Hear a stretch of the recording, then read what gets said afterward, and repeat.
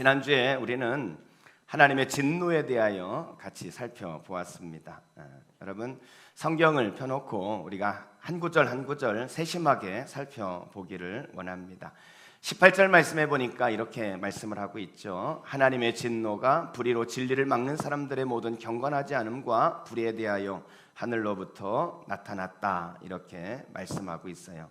여러분, 하나님의 진노가 어떤 사람에게 나타났다고요? 불의로 진리를 막는 사람들. 진리를 막는다 그랬는데 진리가 뭐예요? 19절 말씀해 보면 하나님을 알만한 것이다, 이렇게 말씀을 하고 있어요. 그러니까 하나님의 진노는 하나님을 알만한 것이 분명히 나타났음에도 불구하고 그 하나님을 거절한 사람에게 그 진노가 나타난다는 거예요. 그러면 여러분, 하나님을 알만한 것이 어떻게 나타났다 그랬죠? 두 가지였습니다. 하나는 19절 말씀에 보면 19절에 이는 하나님을 알만한 것이 그들 속에 보임이라, 하나님께서 이를 그들에게 보이셨다, 이렇게 말씀하고 있어요. 우리의 내면 가운데 하나님이 본능적으로 하나님을 알 수 있는 것을 넣어주셨대요. 대표적인 것이 우리의 양심을 둘 수 있습니다. 양심을 통해 우리는 하나님을 알 수 있죠. 그런가 하면 두 번째로 하나님을 알 수 있는 것은 자연입니다. 20절 말씀해 보면 장세로부터 그의 보이지 아니하는 것들, 곧 그의 영원하신 능력과 신성이 그가 만드신 만물에 분명히 보여 알려졌다, 이렇게 말씀하고 있어요. 창조물 가운데 하나님을 새겨놓으셨다는 거예요. 그래서 만물을 보면 하나님을 알 수 있다, 성경은 우리에게 그렇게 말씀합니다. 이렇게 하나님을 알만한 것이 분명히 보여졌단 말이죠. 그렇기 때문에 20절 뒤에 뭐라고 말씀하십니까?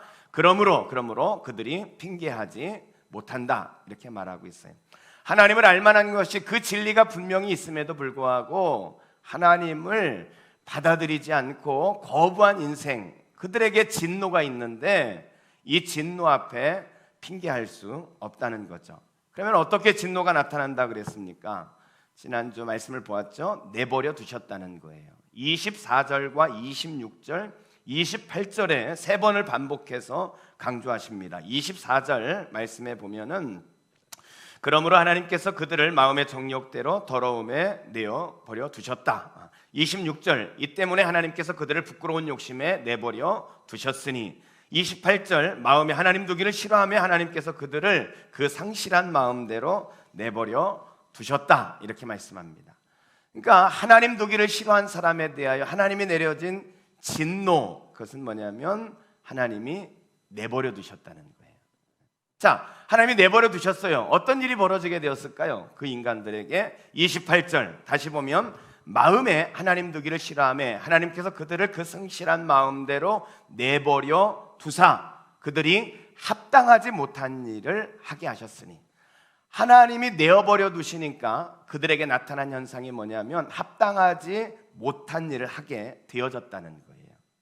자, 오늘 우리가 보려고 하는 말씀은 이것입니다. 하나님이 세 번에 걸쳐서 내어버리셨다, 이렇게 말씀하셨는데 내어버려진 인간이 어떻게 합당하지 못한 일을 했는지 오늘 본문을 통해서 세 가지의 삶의 모습을 우리가 발견할 수 있습니다. 그래서 오늘부터 다음 주까지 내어버려진 인간의 이 추악한 모습은 어떤 것인지 그것을 함께 살펴보려고 합니다. 자, 그렇다면 내어버려진 인간의 추악한 삶의 모습은 무엇일까요? 내어버려진 인간, 첫째, 우상숭배의 삶을 살아간다는 거예요. 우상숭배의 삶을 살아갑니다. 자, 24절에 첫 번째 내어버리셨다 하는 표현이 있죠. 자, 24절 말씀 우리 같이 한번 읽어보도록 합니다. 같이 읽습니다. 시작. 그러므로 하나님께서 그들을 마음의 정욕대로 더러움에 내버려 두사 그들의 몸을 서로 욕되게 하셨으니. 그러므로 내어버렸다, 이렇게 말씀하고 있죠. 그러니까 내어버린 이유를 앞에서 우리는 발견할 수 있죠. 23절을 보면 돼요. 23절에 보니까 왜 그들을 내어버리셨는지. 23절에 썩어지지 아니하는 하나님의 영광을 썩어질 사람과 새와 짐승과 기어다니는 동물 모양의 우상으로 바꾸었느니라. 그러니까 왜 하나님이 내어버리셨어요? 우상 숭배 때문에 그렇다는 거예요. 하나님의 영광을 우상으로 바꿔버렸어요. 그래서 하나님이 내어버리셨거든요. 그런데 자, 하나님이 내어버리신 인간의 모습을 25절에 계속해서 이렇게 말합니다. 하나님 내어버리신 인간의 모습이 어떤지 25절 우리 같이 한번 또 읽어보도록 합니다. 같이 읽습니다. 이는 그들이 하나님의 진리를 것으로 바꾸어 피조물을 조물주보다 더 경배하고 섬김이라. 주는 곧 영원히 찬송할 이시로다. 주는 영원히 찬송할 이신데, 하나님이 내어버려진 인간은 어떤 일을 합니까? 진리를 거짓으로 바꾸고 피조물을 조물주보다 더 경배하고 더 섬기는 우상 숭배의 삶으로 노출되어져 있는 겁니다. 그래서 여러분, 이 말씀에서 우리가 알 수 있는 게 뭐예요? 첫 번째, 버려진 인간의 추악한 모습은 어떻게 나타났냐? 우상 숭배로 나타났다는 거예요. 여러분, 우상 숭배, 오늘날 집에 우상을 만들어 놓고 섬기는 사람이 우리 주변에 있을까요? 아마 별로 없을 거예요. 그렇죠? 아니면 구약에 이 라헬이 자신의 수호신 드라빔을 가지고 다닌 걸 우리가 볼 수 있지 않습니까? 혹시 여러분 중에 이 드라빔을 주머니에 넣어 갖고 다니면서 수호신을 가지고 있는 사람이 있으세요? 아마 없을 거예요. 없을 거예요. 만약에 이런 차원에서 우상 숭배라 하면 별로 그것에 걸릴 사람이 그렇게 많지 않을 거예요. 우상 숭배하는 사람이 그렇게 많지 않을 겁니다. 그런데 여러분, 성경은 그런 차원이 아니라 오히려 그보다 더 깊은 차원의 우상 숭배를 우리에게 경고하고 있다는 사실을 여러분 아십니까? 골로새서 3장 5절 6절 말씀에 이렇게 기록하고 있어요. 우리 같이 한번 읽어보겠습니다. 골로새서 3장 5절 6절. 그러므로 땅에 있는 지체를 죽이라. 곧 음란과 부정과 사욕과 악한 정욕과 탐심이니 탐심은 우상 숭배니라. 여러 가지 죄가 있는데 특별히 탐심을 콕 집어가지고 탐심이 우상 숭배다, 이렇게 말씀하고 있어요. 내 마음 가운데 거룩하지 못한 것을 더 많이 이렇게 추구하는 욕망, 욕구, 아니 하나님보다 더 좋아하는 무엇이 있다면 이 탐심, 이것이 바로 우상 숭배다, 이렇게 말씀하고 있는 것입니다. 여러분, 오늘날 이 탐심의 문제를 가지고 접근한다면 우상 숭배 앞에 걸리지 않을 사람이 거의 없을 거예요. 어떤 사람에게는 그것이 남들에게 인정받으려고 하는 그런 욕구, 그 욕구가 너무 강해요. 그래서 이것이 우상이 될 수 있어요. 어떤 사람은요, 자신의 외모가 우상일 수 있습니다.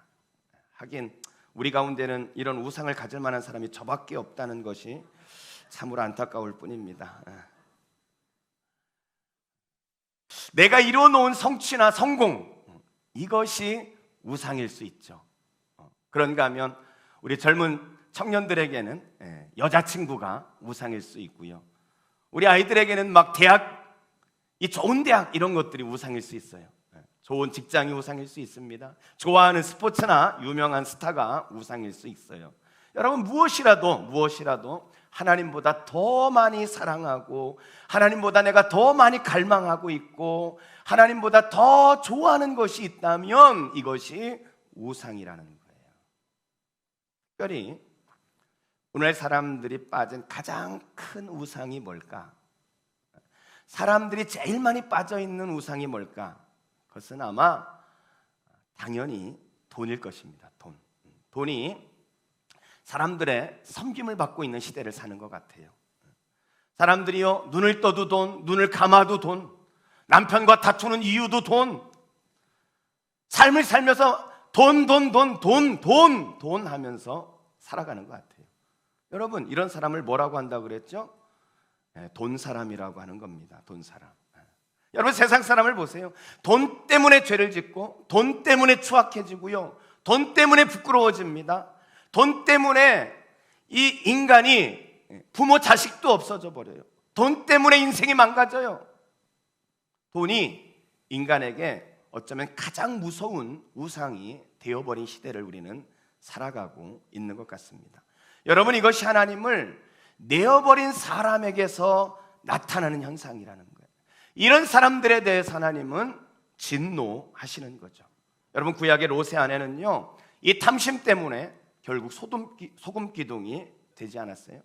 아나니아와 삽비라, 그들은요, 이 탐심 때문에 헌금을 드리는 자리에서 죽게 되어지는 그런 엄청난 사건이 있습니다.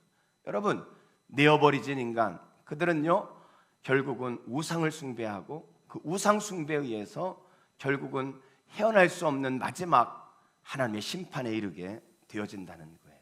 이것이 인간의 운명이라는 것입니다. 그런데 여러분, 저는 여기에서 좀 다른 부분을 좀 주목하고 싶어요.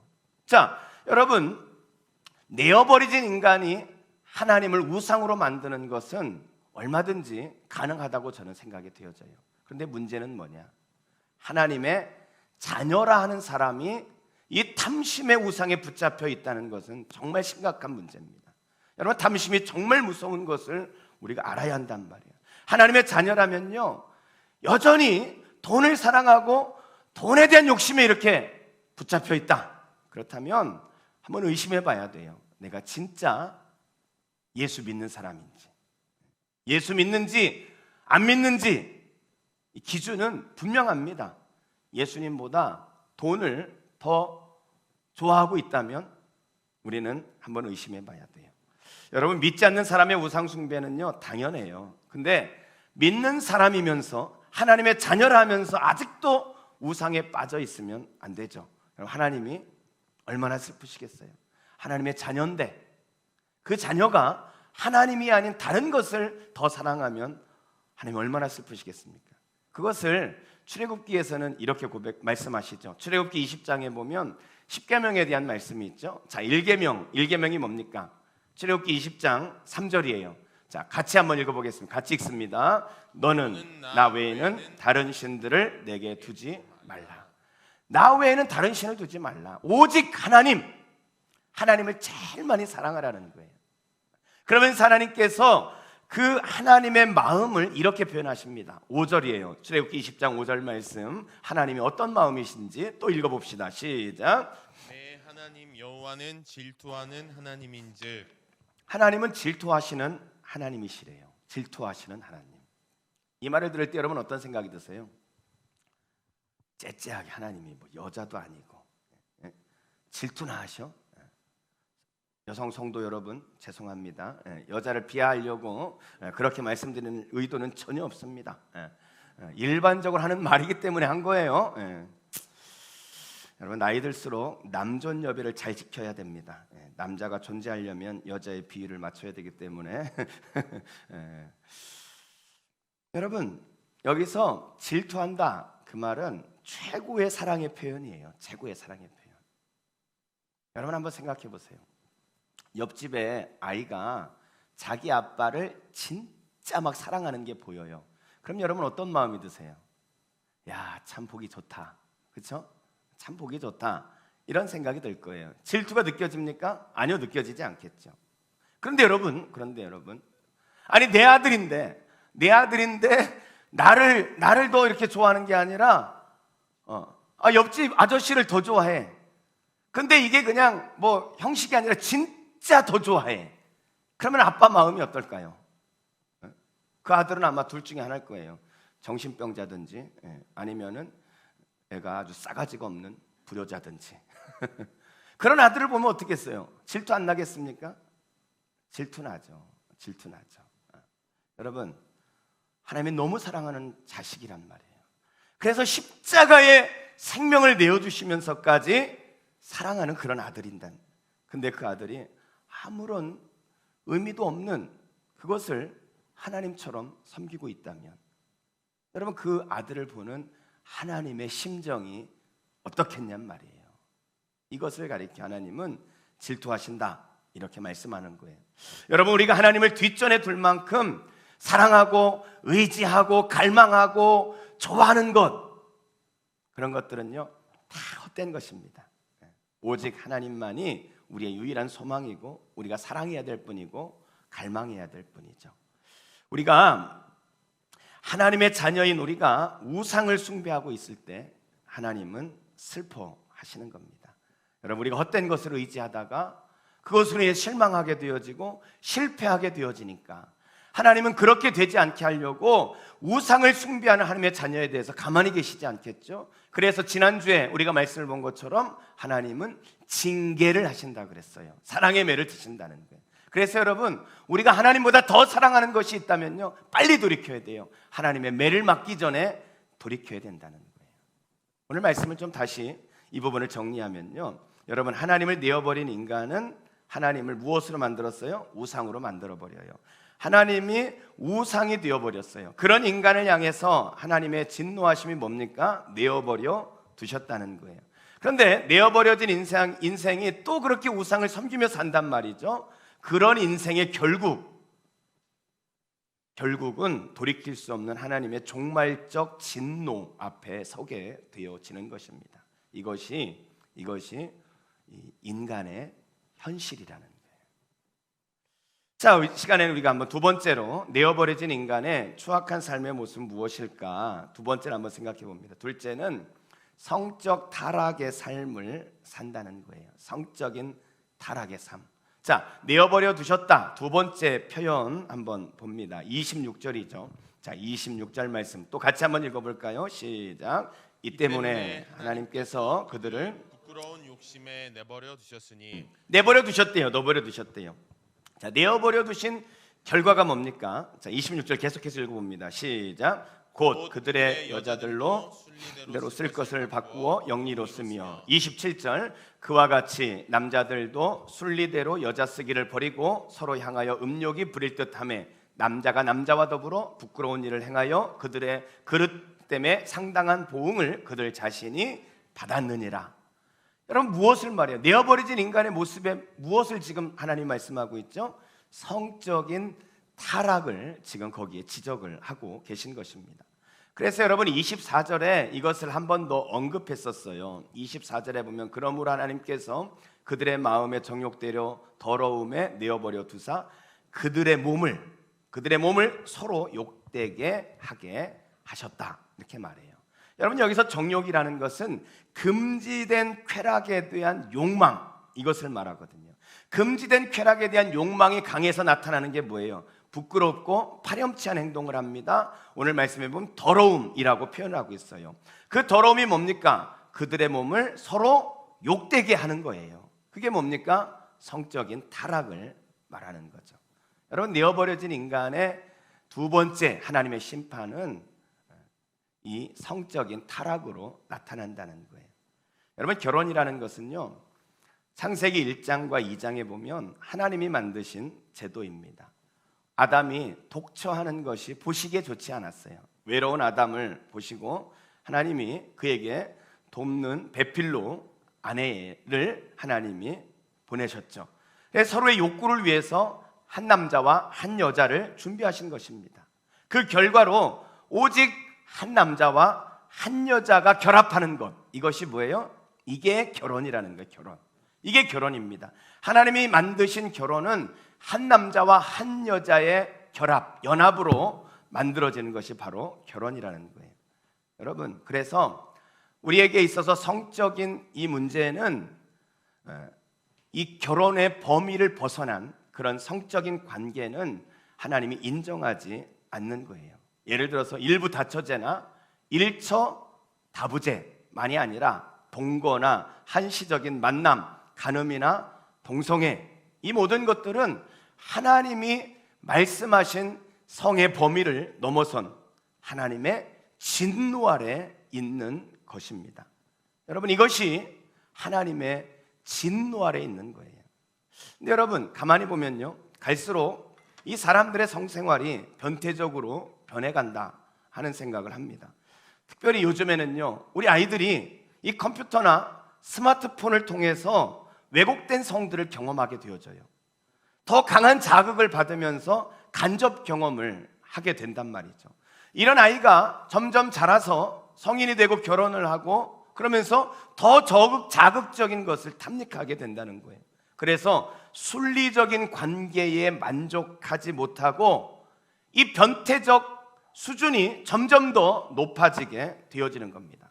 다음 주에 보겠지만 이런 변태적 성행위에 극에 달한 것이 바로 동성애다, 이렇게 볼 수 있죠. 여러분 우리가 기억해야 될 게 있어요. 기억해야 될 게. 이 소돔과 고모라 성이 왜 하나님께서 불과 유황을 내려서 멸망시키셨을까요? 그것은 바로 성적 타락의 문제였어요. 여러분 사실 역사적으로요, 이 성적 타락의 문제 때문에 불과 유황을 부어가면서 그렇게 심판하신 적은 없죠. 성경에서도요, 소돔과 고모라 성 외에는 이런 성적 타락에 대해서 불을 붙고 있는 곳은 없어요. 없습니다. 이 소돔과 고모라 성 외에는 이런 심판이 없으니까 사람들은 이런 생각을 할지 모르겠어요. 이 성적 타락이라는 것이 그렇게 별로 무서운 것이 아니구나. 왜냐하면 소돔과 고모라 성 외에는 없으니까 이게 별로 무서운 것이 아니구나 이렇게 생각할지 모르겠습니다. 그러나 여러분, 우리가 하나님께서 소돔과 고모라 성을 멸하신 그 의도를 우리가 좀 알아야 됩니다. 여러분, 왜 하나님께서 성경에 소돔과 고모라 성이 멸망한 것을 기록했느냐? 이 성적 타락이라는 것은 우선은 불과 유황으로 멸할 만큼 무서운 죄라는 것을 가르치려고 하는 거예요. 이것이 얼마나 무서운 죄인지, 불과 유황으로 심판할 만큼 무서운 죄가 성적인 타락이다, 이것을 하나님께서 말씀하시는 거예요. 또 하나 이 소돔과 고모라 성을 통해서 하나님이 말씀하시려고 하는 것은 뭐냐면, 이 성적 타락에 대하여 하나님은 반드시 심판하신다 하는 것을 말씀하시려고 하는 겁니다. 여러분, 한번 생각해 보세요. 성적인 죄를 지을 때마다 만약에 그때마다 다 죽는다면 이 세상이 어떻게 되겠습니까? 끔찍할 거예요. 부부들이 제대로 사는 부부가 없을 거예요. 그래서 하나님이 버려두신 거예요. 그런데 이 소돔과 고모라 성의 이 심판을 통해서 하나님이 하시는 게 뭐냐? 이 성적 타락은 반드시 심판하신다 하는 것을 엄중하게 경고하시는 것입니다. 여러분, 하나님은 이런 성적 죄에 대하여 너무나 싫어하시는 거예요. 하나님이 정해놓으신 이 결혼, 이 부부의 성을 벗어난 것, 그것을 하나님은 반드시 심판하시는 것입니다. 그것을 소돔과 고모라를 통해서 보여주신 거예요.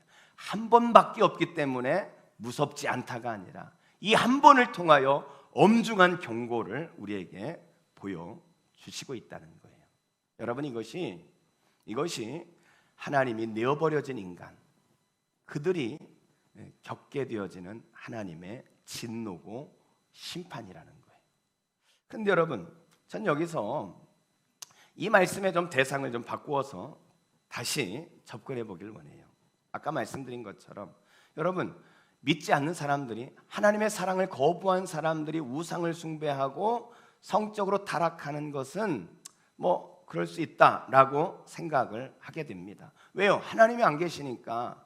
그 안에 하나님이 안 계시니 무엇을 못하겠습니까? 그렇기 때문에 믿지 않는 사람들의 성적 타락에 대해서는 그럴 수 있다, 세상이 그럴 수 있다라고 그렇게 좀 볼 수도 있을 것 같아요. 그런데 문제는 하나님의 자녀라 하는 사람이 이 성적인 죄악에 빠져 있다면 그것이야말로 진짜 심각한 문제라는 거예요. 여러분, 하나님이 얼마나 슬프시겠어요. 유황불을 쏟아부어서 심판할 만큼 무서운 죄가 이 죄인데, 하나님의 자녀라고 하는 사람이 거기에 빠져 있다면 하나님이 얼마나 슬프시겠어요. 여러분, 하나님은 자녀의 그러한 이 모습을 그냥 보시지 않겠죠. 그래서 하나님은 징계를 하시는 거예요. 하나님이 사랑의 매를 들기 전에 우리는 돌이켜야 됩니다. 징계하시기 전에 벗어나야 한다는 거예요. 여러분, 이 성적인 이 범죄가 왜 그렇게 무서운 겁니까? 왜 하나님이 그 일에 대해서 이렇게 슬퍼하시는 걸까요? 왜냐하면 이 성적인 범죄가 만드는 결과 때문에 그래요. 자, 고린도전서 6장 18절입니다. 6장 18절, 우리 같이 한번 이 부분을 같이 한번 읽어보겠습니다. 같이 읽습니다. 시작. 음행을 피하라. 사람이 범하는 죄마다 몸 밖에 있거니와 음행하는 자는 자기 몸에도 죄를 범하느니라. 여기에서 보면 이 죄들은 몸 밖에 있는 건데, 음행하는 자는 어디에? 자기 몸에 범한다는 거예요.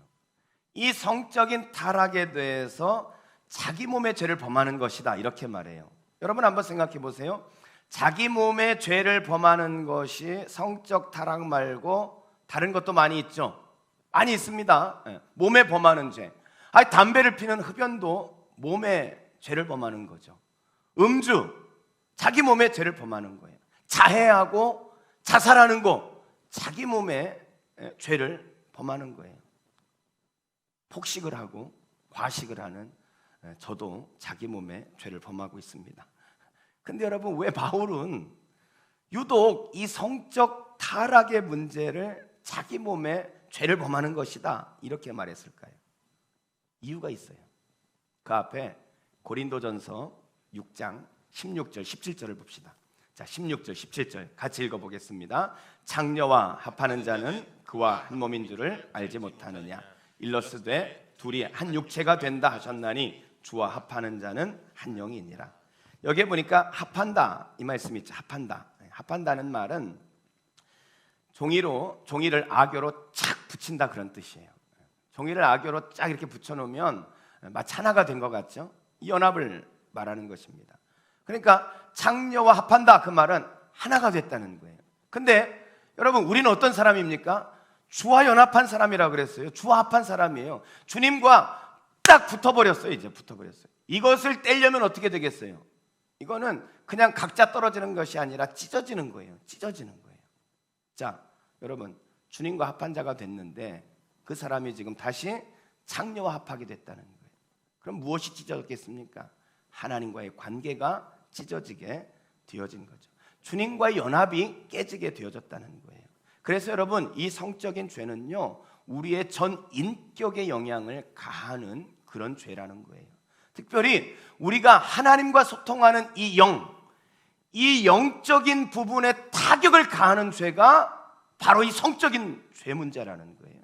그래서 이 성적인 타락은요, 우리와 하나님과의 관계를 찢어버리는, 다시 회복하기가 정말로 어려운 그것이 바로 성적인 타락의 문제예요. 그래서 하나님은 당신의 자녀의 성적 타락을 그렇게 싫어하는 겁니다.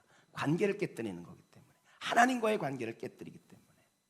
그래서 이 성적 타락이 믿는 자에게 더 무서운 죄다 이렇게 볼 수 있는 거예요. 그렇다면 여러분, 우리가 그것을 어떻게 벗어나면 좋겠어요? 어떻게 벗어나야 되겠습니까? 좀 전에 읽었던 고린도전서 6장 18절 말씀해 보니까 음행을 피하라 이렇게 말씀하고 있어요. 어떻게 하라고요? 피하라. 여기서 피하라는 말은 도망쳐라 그 말이에요. 도망쳐라. 안전한 곳으로 빠져나와라 그런 뜻이에요. 유혹이 느껴지는 것 자체를 아예 접근하지 말라 그 말입니다. 혹시 유혹이 느껴지면 빨리 그 자리에서 도망치라는 거예요. 도망쳐라. 여러분, 이 요셉을 한번 생각해 보세요. 보디발의 아내가 요셉을 유혹했죠. 이 보디발이 예뻤을까요? 안 예뻤을까요? 예뻤을 거예요. 이 보디발이 권력자잖아요. 당시에 권력 있는 사람은 뭐 예쁜 여자 이렇게 여러 거느리고 살았겠죠. 이 보디발이 아마 예뻤을 거예요. 근데 이 보디발이 이 요셉을 유혹할 때, 요셉은요, 이 유혹을 이기는 방법을 잘 알고 있었습니다. 이 보디발이 유혹할 때 요셉이 어이 덤벼봐, 난 자신 있어, 예수 이름으로 나는 싸워 이길 수 있어, 그렇게 하지 않았습니다. 그렇죠? 여러분, 그렇게 그 문제가 해결되는 문제가 아니에요. 성경은 그렇게 말씀하시지 않는다니까요. 어떻게 해야 된다고요? 피하라는 거예요. 도망치라는 거예요. 거기에 내 자신을 노출시키지 말라는 겁니다. 요셉은 어떻게 합니까? 도망쳤습니다.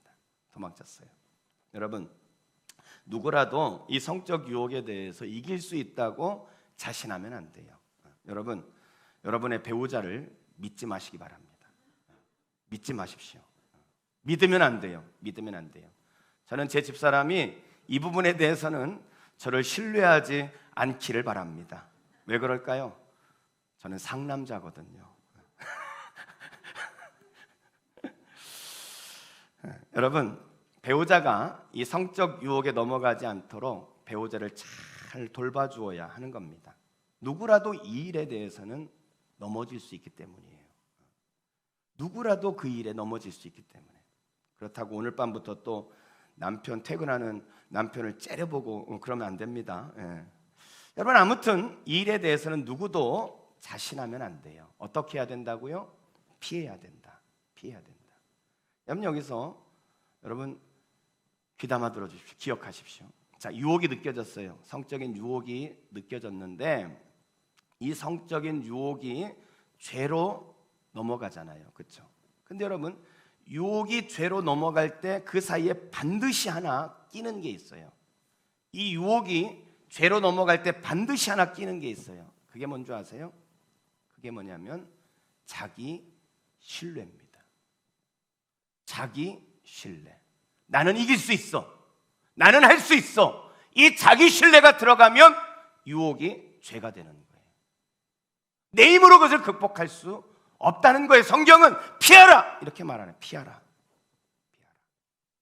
내 자신을 신뢰하는 순간 우리는 죄로 넘어가는 것입니다. 그래서 여러분, 다시 말씀드립니다. 성적인 유혹이 될 만한 곳은요, 가지도 마십시오. 접근하지도 마세요.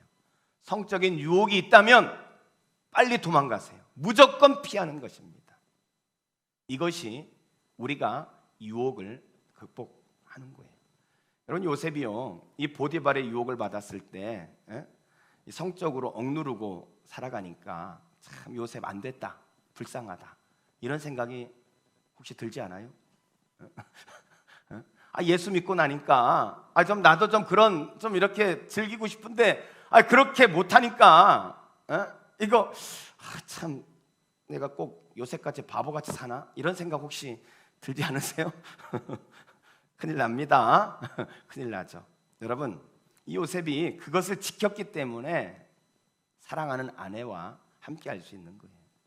요셉이 그것을 지켰기 때문에 갑절의 열매라는 이름을 지어준 아들도 낳을 수 있는 겁니다.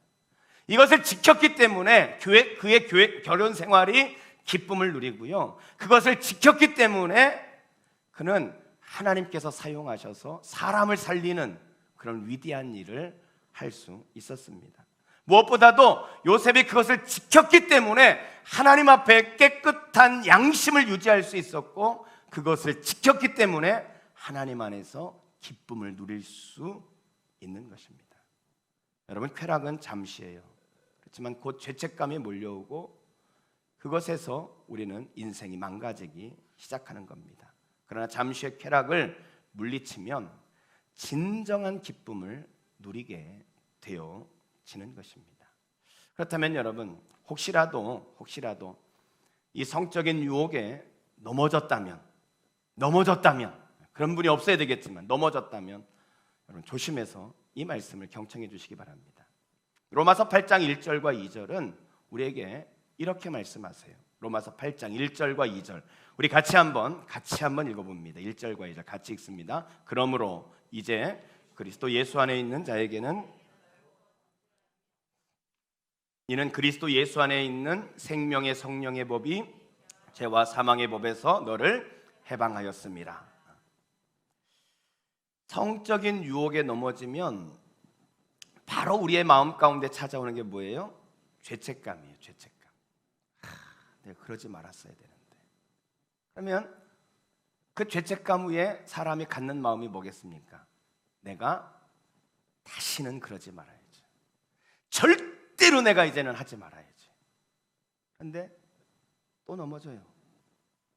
그러고면 또 죄책감이 오죠. 그럼 또 생각합니다. 내가 절대로 다시는 넘어지지 않을 것이다. 이제는 쳐다보지도 않을 것이다. 이렇게 생각해요. 그런데 여러분, 그것은 어리석은 짓이에요. 내가 절대로 넘어지지 않을 것이다. 이것은 어리석은 짓이에요. 우리가 절대로 안 할 것이다 그렇게 말할 때요, 좋아하는 게 있어요. 누군지 아세요? 사탄이 좋아합니다. 사탄이 할렐루야 하면서 아마 웃을 겁니다. 사탄은 우리의 결심을 좋아할 거예요. 기억하십시오. 여러분, 우리의 결심은 절대로 성공하지 못합니다. 왜요? 왜냐하면 내 결심 또한 그것이 누구를 신뢰하는 거예요? 나를 신뢰하는 거예요. 내가 절대로 하는 그 순간 벌써 나를 신뢰하고 있다는 거예요. 나를 신뢰해가지고 절대로 그것을 벗어날 수 없다니까요. 유혹이 나를 신뢰하는 순간 뭐로 간다고요? 죄로 가는 거예요. 나를 신뢰하는 게 아니에요. 예수님께서는 이 부분에 대해서 이 결박을 어떻게 푸는지 우리에게 말씀으로 가르쳐 주십니다. 요한복음 8장에 보면 현장에서 가늠하다 붙잡혀온 여인의 이야기가 있죠. 현장에서 가늠하다 붙잡혀 왔습니다. 그 여인을 향해서 예수님이 하신 말씀이 요한복음 8장 11절이에요. 요한복음 8장 11절에 보면 예수께서 이르시되 나도 너를 정죄하지 아니하노니 가서 다시는 죄를 범하지 말라 하시니라. 여러분, 여기에서 예수님의 말씀의 순서를 우리가 주목할 필요가 있습니다. 보통은 사람들이 어떻게 합니까? 이렇게 얘기합니다. 다시는 죄를 범하지 마라. 그럼 나도 너 정죄하지 않을 거야. 이렇게 말해요. 그렇죠? 다시는 그 죄 짓지 마. 그럼 내가 더 이상 정죄하지 않을게. 이게 인간적인 보통의 사람들이 하는 거예요. 사단이 그렇게 합니다. 그런데 여러분, 예수님은 순서가 달랐어요. 나도 너를 정죄하지 아니한다. 다시는 죄를 범하지 말라. 이렇게 말씀하세요. 무슨 의미입니까? 예수님은 그 여인에게 먼저 비난하지 않으시고 정죄하지 않으시는 선물을 주셨다는 거예요. 그 선물, 이 선물이 그 은혜가 그로 하여금 더 이상 죄를 짓지 않게 하는 힘을 그에게 공급해 주시는 거예요. 이 은혜가 그 죄의 유혹을 이길 수 있는 힘을 공급해 주신다는 거예요. 그래서 로마서 8장 우리가 1절 2절을 봤던 건데요, 여러분 로마서 7장에 보면 바울의 이 번민을 볼 수가 있습니다. 바울이 뭐라 그래요? 내가 원하는 선은 행하지 않고 원치 않는 악을 행하고 있다는 거예요. 나는 이렇게 살고 싶지 않아요. 나는 빠져나오고 싶어요. 나는 다시 일어나고 싶어요. 그런데 또 넘어지고 또 넘어지고 또 넘어져요. 그래서 바울은 오라 나는 곤고한 사람이다. 누가 이 사망의 무에서 나를 건져내 줄 수 있겠냐. 바울이 그렇게 고백하는 거예요. 그리고 나서 이 말씀은 8장으로 넘어갑니다. 로마서 8장 1절과 2절 우리 같이 한 번 더 이 곤고한 바울을 향하여 하나님 주신 말씀이 무엇인지, 이 결박을 풀 수 있게 하시는 하나님의 말씀이 무엇인지, 자 1절과 2절 로마서 8장 1절 2절 같이 한번 읽어봅니다. 같이 읽습니다. 그러므로 이제 그리스도 예수 안에 있는 자에게는 결코 정죄함이 없나니 이는 그리스도 예수 안에 있는 생명의 성령의 법이 죄와 사망의 법에서 너를 해방하였음이라. 예수 안에 있는 자에게는 결코 정죄함이 없어요. 예수 그리스도의 그 십자가의 사건을 그 마음 가운데 담고 있는 사람, 주님의 그 은혜, 그 구원의 감격을 가지고 있는 사람, 성령의 법이 그 사람을 지배하는 사람은 죄와 사망의 법이 역사할 수가 없는 거예요. 이 성령의 법, 예수의 법, 생명의 법, 이 법이 나를 지배할 때 하나님의 그 십자가의 은혜, 하나님의 그 놀라운 은혜가 내 안에 사로잡고 있으면 사망의 법에서 우리는 해방되어진다는 거예요. 사랑하는 성도 여러분, 예수님은 그 여인을 정죄하지 않았어요.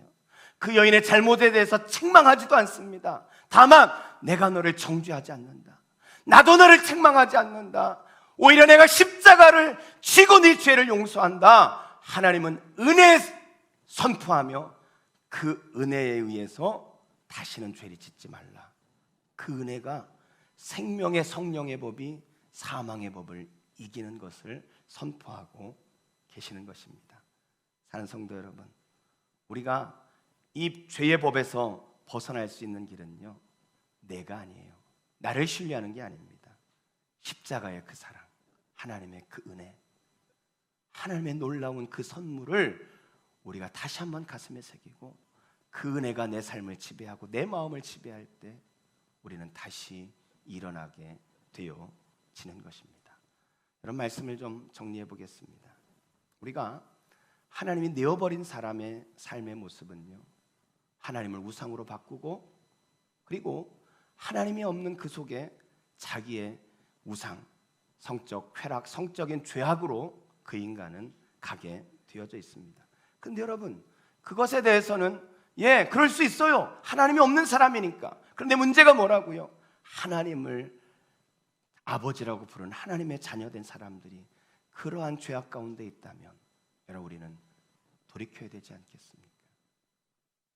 여러분, 하나님의 진노 아래에 있는, 믿지 않는, 하나님의 사랑 밖에 있는 그 사람들을 향한 하나님의 내어버려신, 그것은 우상 숭배 그리고 성적인 죄. 이 성적인 타락의 가장 극치, 그것이 바로 동성애입니다.